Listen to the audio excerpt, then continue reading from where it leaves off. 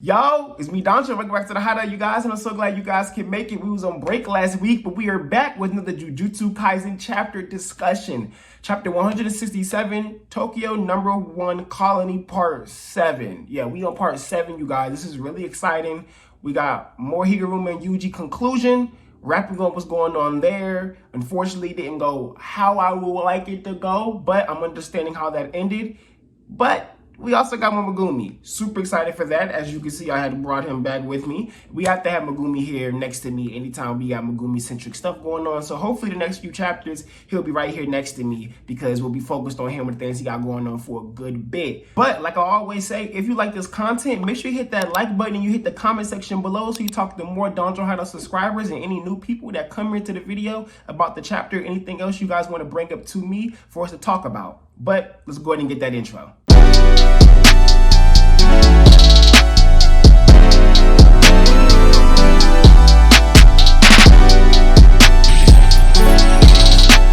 So chapter 167 was really straightforward, but it also brought up a lot of key information that's changing how I look at the culling game and Kenjaku and the things that we have rolling forward. But we're going to start at the beginning here. And we're going to talk about Yuji and Higaruma. Well, basically, they have the conclusion here. And it didn't go how I wanted it, where Higaruma would end up joining the team and helping them out because, he is decently strong. He has some sense of law, so he may be able to play some type of form of helping change the Jujutsu laws and things of that nature. But that didn't really quite go as I wanted. But that doesn't mean it cannot happen, because there's some things that are said that may lead to this. But basically what I want to talk about is that Higaruma says to Yuji that those extra 2 points that he had from killing the judge and that lawyer, whoever he killed, those are pretty much weighing on him now, which is interesting because like we had talked about before, Higaruma at first makes it seem like he feels good and has this nice euphoria off of killing people that annoy him. But after meeting Yuji and after seeing how Yuji acts and Yuji being a kid and accepting killing and being so hurt about it and things of that nature,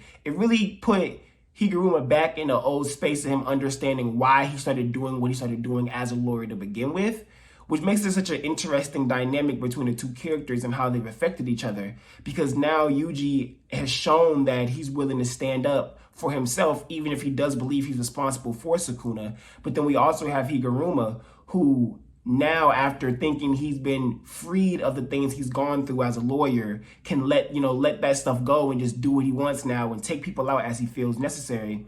But after meeting Yuji and seeing him and seeing that there's still this kid who's in this world but isn't acting like that and has this different type of perspective, really has affected him, which is why he says the things like he can't be around him anymore pretty much because it'll make him feel worse about himself. Higaruma said he's going to turn himself in when the barrier is up. So those things really interest me, and it makes me wonder, is he really going to turn himself in? Is that really going to be the end of Higaruma's character here in this moment? What else are we really going to get out of him? And that really interests me, and it kind of hurts to see Yuji be so disappointed that Higaruma isn't joining the team, because he seemed to really want that after realizing Higaruma's true personality. So that was really nice. But the meat of this chapter is really Megumi and the things that's going on with him. It was really interesting to see Reggie talk. And I thought Reggie was going to come up as this character who was very flamboyant, thinks he knows everything, acts like he's on top of his A game, and he's just trying to trick people and get points and be up, which isn't entirely off. Reggie is like that, but he seems to have a connection to Kenjaku, or at least know of Kenjaku right now, which means there's a connection somewhere there. And then even was able to bring up information that the culling game isn't exactly what Megumi says to him, which is using the player's cursed energy to be able to transfer humans over to make them no longer human. Now, Megumi was very smart to not bring up Tengen. I mean, talking about him being a Jujutsu sorcerer and knowing Tengen directly and the plan part of Tengen being control, that might be too much information to give up to a random sorcerer that you don't know. Who knows what he knows about Kenjaku? And it's a good thing he didn't say that, because dude straight up brings up Kenjaku. And so now Megumi shows to us, the readers, that he was already thinking that there has to be some modern day sorcerers with a connection to Kenjaku of something of that nature. So now I'm wondering just how deep in thought Megumi really is about the culling game. He even points out that he noticed that how quiet it was when he got there, and he was already thinking pretty much to himself, what's really going on here? So it's kind of being showed that Megumi is already putting pieces of stuff together himself. And without it as being shown to us right in that moment, Megumi is going with what they know as fact, while he does his speculation and his thinking within his head, but doesn't necessarily bring them to the forefront because it's just speculation at the moment for him. It makes me think about when we were talking to Tengen and how Megumi had that thought bubble moment, and Yuji's all like, Megumi, what you thinking about? You all right? And he's like, yeah, it's nothing, and just keep going. It's like, what is Megumi thinking about right there? What is going on in his mind? What gears are turning in his head? That's what's really interesting me. Oh. Hi. You like the video so far? Good. I'm glad you do. Do you subscribe to Danchou's Hideout yet? You should if you haven't. We do a lot of fun stuff over here. We do fight nights. We do live streams having fun, just talking about JJK and other series. You know, sometimes you catch me doing weird stuff like petting a figurine like it's real. So, yeah, you should subscribe. So basically, Reggie makes it really simple when he's breaking down what's going on and why he doesn't believe that just transferring over humans using the cursed energy is what's exactly going on. And he thinks it's either a secondary or a third goal, actually. And the main goal is whatever Kenjaku really has going on, which is even more hidden than what Tengen was explaining to everyone else. The 3 reasons he breaks that down to, which really makes a lot of sense, is easy.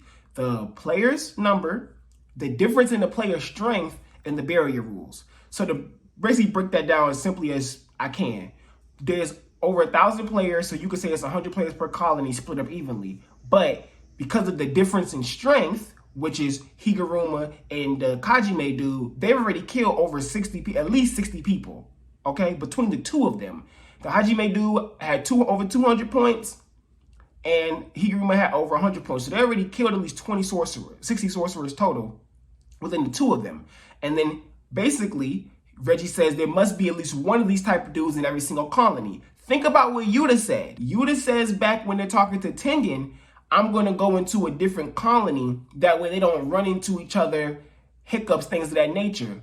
That was such a perfect idea because now we know that, yeah, each one of these colonies has some OP person inside of it who can pretty much whack everybody else in the colony. So Yuta was right to say we should separate like that because we'll be clashing. It was all perfect. It even makes more sense now that we have that information. Then Reggie brings up the fact that there's the barrier rules, which is the different things that happen when you get inside the colony. You come inside the colony, you're automatically transported somewhere random. You're not just teleported somewhere random, you're dropped out of the sky at that random place. So because you're dropped out of the sky at that random place, you got to figure out how you're going to survive as you fall in. Think about Megumi and Yuji. Megumi probably just used Nue, landed, did his thing. Yuji got hit while he was midair by the beginning hunter, and they were supposed to try to take him out and kill him for the points, but he survived that. If he didn't do that, he would have to do something before he hit the ground to survive that. Get it? So basically, the barrier is forcing new sorcerers coming into the barrier or sorcerers not as strong coming into the colony to get with it, because you're going to have to unlock something, awaken something for you to be able to survive this right now. That was such a cool homage, because at the time of us getting it, we just thinking, oh, that's just Gege making it more complicated for the story, splitting everybody up. It's deeper than just that. It actually now holds relevance to them trying to elevate what's going on with these sorcerers within the colony. So now it makes sense that there's something else Kenjaku's doing, and so Reggie says there's some bomb that he's going to drop. Not a literal bomb. I'm seeing some people say, oh, why is he going to drop a bomb? No, it's a figure of speech. It's a metaphor.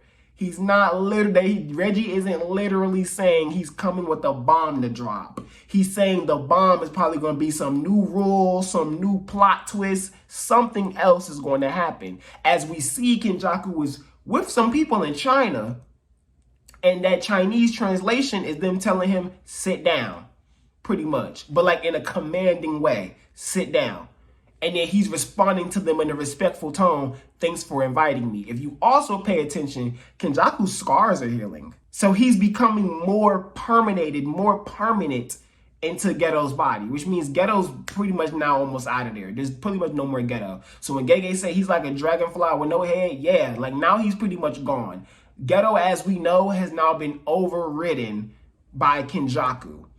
This takes me all the way back to my girls, my twins, in Shibuya, where they said to their peeps, this dude is stomping over Ghetto's memory. He's erasing Ghetto's memory. He's destroying Ghetto's memory. That's literally what this guy is doing. And the idiots was all like, he's actually going after Ghetto's goal. No matter what happens, we have to make Ghetto's goal happen. Well, no, he's not going after Ghetto's goal. He's doing the exact opposite of what Ghetto wanted. So it's these beautiful ways that Gege's making this story unfold that's just really awesome. And now we have Megumi needing to face these dudes because basically Reggie's like, okay, so I have teammates. So we getting teammates together now because of this. We accumulating points. And we pretty much, we got our 100 points because Megumi asked, well, y'all must have 100 between y'all. Yeah, we got our 100. So Megumi's like, I bet. So give me y'all 100 because we about to have a rule soon about switching points. Give me y'all 100 points. Then I'll consider joining y'all. That was crazy because Gumi's like, I'm not playing these games. I'm not about to say, I help y'all. Like, no, give me y'all points. Then we can have a conversation. Then we can talk, we can discuss. And that to me is what I'm loving, that Megumi's being so assertive. He's being so dominant in what's going on right now. And Reggie's like, oh, no negotiation. So Reggie's like, oh, I guess not then, and we scrapping. And they try to get dudes sneak up on Gumi from behind. And I'm loving seeing Gumi just go like, I'm in the shadows on you, boy. Like him hopping in the shadows that quick instantly. And the fact that lets us know how fast Megumi is able to hop into his shadows because they said he disappeared. They didn't even see him actually go into which means the speed he can do it is insane. They didn't even visibly see him go into the shadow. They just said he disappeared. And then until he came out the shadow, and if you see his face when he grabbing, he's like, he looking evil, grabbing dude, throwing him over the thing. Megumi not playing with these boys. Threw him over, then Nue was already summoned. Remy confirmed that. Nue was already summoned, came down, swapped on Gumi. Swapped on dude for Gumi. Dude hit the ground. Gumi ready to box. Told Remy, don't show me your face again. Then him and Reggie going at it. Now, Kon had went at Reggie, and somehow Reggie got 2 butcher knives stabbed in Kon's mouth. Some people are like, Kon gonna die. Reggie's so strong. Kon's not dying. Kon is sitting there grabbing at his mouth, almost kind of funny, like grabbing at his mouth, like, oh, like I got effed up. And Gumi just looked like, what's going on over there? Like Kon took damage, like surprisingly, because he probably was surprised that Reggie was able to do something. But Gumi doesn't look stressed to me. The only thing that made Gumi look like he's like, what the heck is going on is that eyeball dropping down, which confuses me. And I also think that Reggie's underestimating Megumi here. Like he's saying to him, you don't want to, you were holding back. You don't want to kill us because you want our points. He was like, but if you don't have any intent to kill, you're going to die here. So my mentality is this. Reggie and his people already have 100 points, right? Why ask Megumi to join them? Because he's strong. Right? So which means they think that whatever else is going to happen here, they're probably going to be another tournament of some type or something going on where there's going to be higher, stronger level cursed energy entities or something going on. So they're trying to accumulate strong people on their side for whatever's going to break down. And they already got the 100 points. So whoever they're ready to give the 100 points to, that's whatever. Now you got to think. Before there was the rule of making the 100 points, trading points, Reggie's group was already getting together with 100 points accumulated. Does that mean this person has 10, 15, 20? That has to mean that, right? Because Reggie's name didn't pop up on the people that had 100 points on our list, right? So that means Reggie's group is already sitting together with 100 points in between them. Why? There wasn't a rule to trade points yet. So there's something else going on here where Reggie's group is either know something. There's something going on here, right? And that's what I'm looking into later. I'm ready to see how this is going to evolve from here and what exactly Reggie group is thinking and how smart he is and what his technique is too and what we're going to be getting from here because that eyeball intrigues me. The crows at the end intrigues me because I don't think that's Mei. I'm pretty sure Mei said F Japan, we out of here. I doubt she came back. So I wonder what happened with that eye explosion. We know it's not Nobara, I mean, I hope it's not. That'd be very interesting if she found a way to use like an eyeball in that type of way. An eyeball resonance explosion would be very interesting and not impossible. So we'll just have to see, but I doubt that's what that is.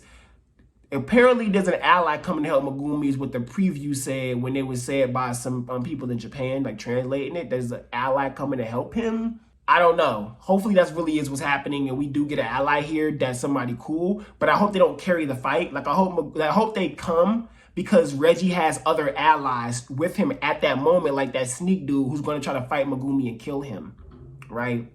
And this ally is going to pretty much hold them off while Megumi 1v1s Reggie. He's probably going to fold Reggie, and either Gay is going to make a moment where Megumi has to kill these people, and that just be that path we go down with Gumi, or Gumi folds them so bad to the level of where he's like, yeah, nah, I want y'all gonna forcefully work for me and forcefully do what I say type of deal, which would be a very interesting way that they could go about it. So I'll take either one. But I'm really interested in who this ally might be, what's how it's gonna unfold, how things are gonna go. And I'm impressed with Gumi and what he's showing off and how he's moving and what he's doing. He's like really doing his thing. Like look at my boy. I just love it. This is really amazing here.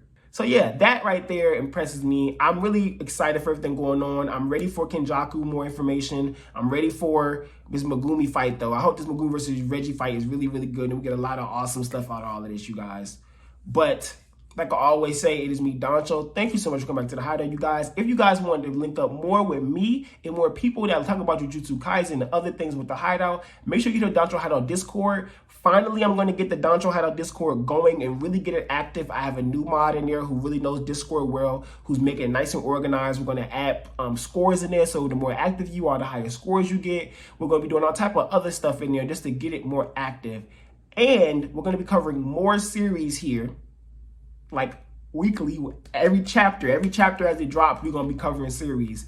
And I'm going to be announcing those soon enough. So be on the lookout, you guys.